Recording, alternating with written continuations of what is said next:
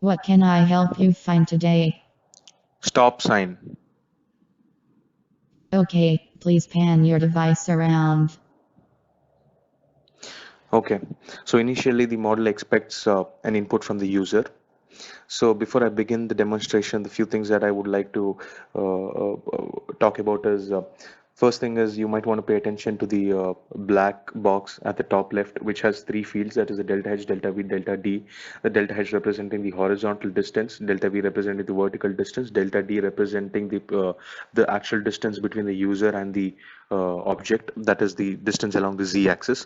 Now for my model I have given priority to delta H, that is the model always tries to minimize the distance along the x-axis and then it moves to the distance along the y-axis, and once these two distances have been calibrated, that is when the object is in the direction of the user, then it starts to minimize the distance along the z-axis.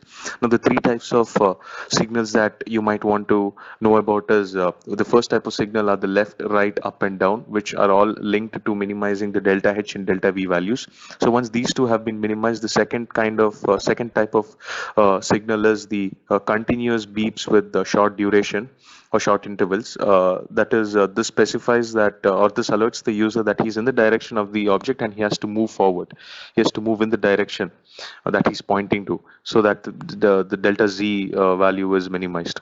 So, and then the third type of signal are the continuous beeps with the long intervals. That is, this plays out when the user is in close proximity to the object.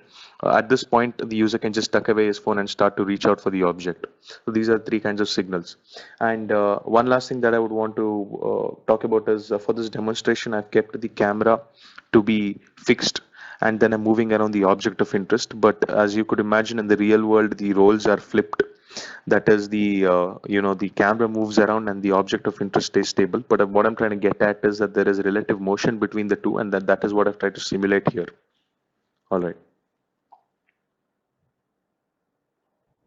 Right, right, right, Okay. It's right, asking me to move right. right, right, right, up, up, up, left, left, left, left, left, left, left, up, up, up, up,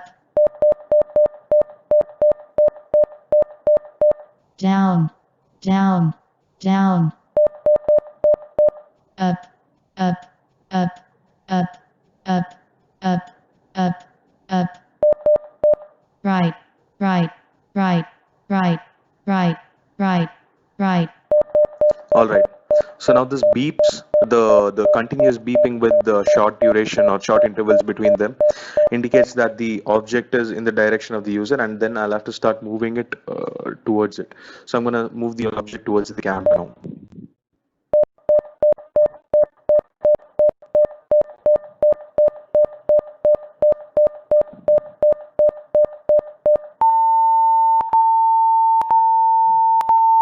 Okay. Yeah. So the continuous beeps with the long intervals or the long duration is yeah, so that specifies that the user is right next to the object. So another thing that you might have noticed is that the video gets fair bit choppy. That is because the local machine that I'm running this program on does not have access to a GPU. But in terms of the actual efficiency or the working of the program, it works exactly like it's meant to. The choppy or the frame rate of the video does not really affect its working. All right, so in the demonstration two, I've tried to provide two different points of view. That is one from my camera feed and the other third person recording my activities and how I would go about using the output signals to actually navigate myself towards the object. All right.